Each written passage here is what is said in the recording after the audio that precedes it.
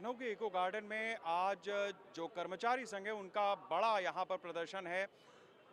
जगह जगह से उत्तर प्रदेश के अलग अलग ज़िलों से बहुत सारे शिक्षक पहुँचे हुए हैं। कानपुर से भी ये दल आया हुआ है जिन्होंने अपनी मांगों को रखा है। राजकुमार अग्निहोत्री जी हैं जो महानगर के अध्यक्ष हैं उत्तर प्रदेश माध्यमिक शिक्षा संघ के। हम उनसे चर्चा करते हैं कि आखिर क्या मांगे हैं। राजकुमार जी, क्या मांगे हैं आपकी, किन मांगों को लेकर के आज प्रदर्शन है?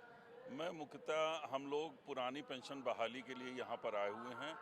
पुरानी पेंशन बहाली के संबंध में हमारा ये कहना है कि माननीय विधायक जी, सांसद जी और मंत्री जी को पुरानी पेंशन दी जा रही है और हम सभी लोगों को न्यू पेंशन स्कीम के अंतर्गत बहुत ही कम जब मिल रहा है तो बहुत ही कम वेतन मिल रहा है।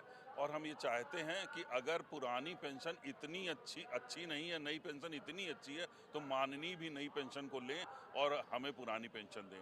इसके साथ साथ शिक्षा संस्थान को चलाना एक बहुत मुश्किल कार्य हो रहा है, क्योंकि जो हमारे साथी हैं, जो हमारे साथ में अध्यापन कार्य कर रहे हैं, उनका वेतन इतना कम है।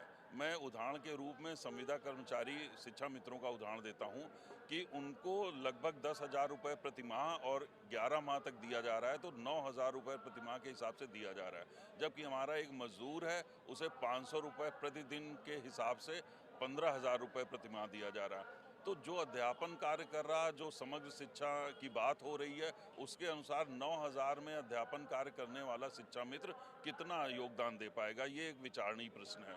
उनका मानदेय बढ़ाना चाहिए। साथ ही साथ जो हमारा रसोइया है, उसको 1,500 रुपये प्रतिमाह आप दे रहे हो। 1,500 रुपये प्रतिमाह का मतलब 50 रुपये पर डे। 50 रुपये में वो 50 बच्चों से लेकर के 250 बच्चों का मीनू के अनुसार, रोज़ नए मीनू के अनुसार वो भोजन बनाता है। आप कल्पना कीजिए कि वो 50 रुपये में भोजन 250 बच्चों का बनाएगा और वो कितनी संतुष्टि के साथ बना पाएगा।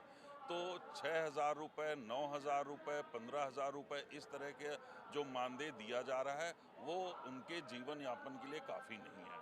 और इसमें जो संस्थान है, संस्था चलाना बहुत मुश्किल, जो संस्था प्रमुख है उनके लिए पूरा संस्थान चलाना बहुत मुश्किल कार्य है।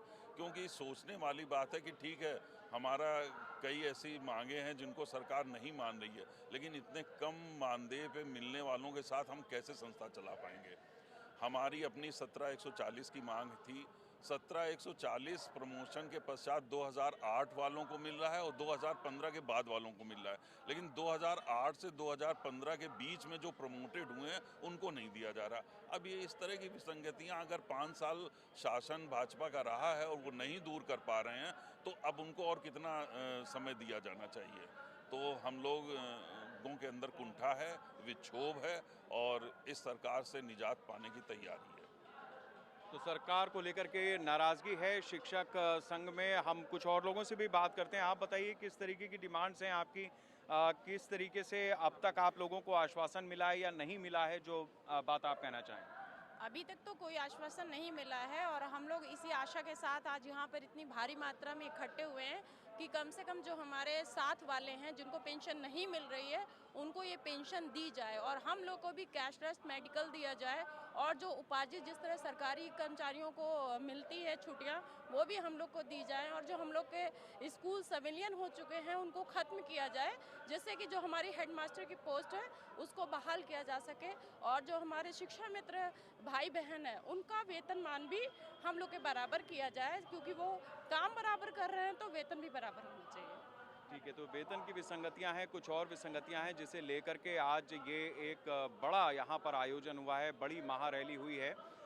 आने वाला समय चुनाव का है। जाहिर सी बात है कि ये सरकार पर दबाव बनाने का सबसे बेहतर मौका होता है जब आपको अपनी बात रखनी हो और सरकार के सामने भी ये मजबूरी होती है कि आप उन मांगों को नज़रअंदाज तो नहीं ही कर सकते हैं, भले वादे और इरादे ही आपको एक बार फिर क्यों ना जताने पड़ें।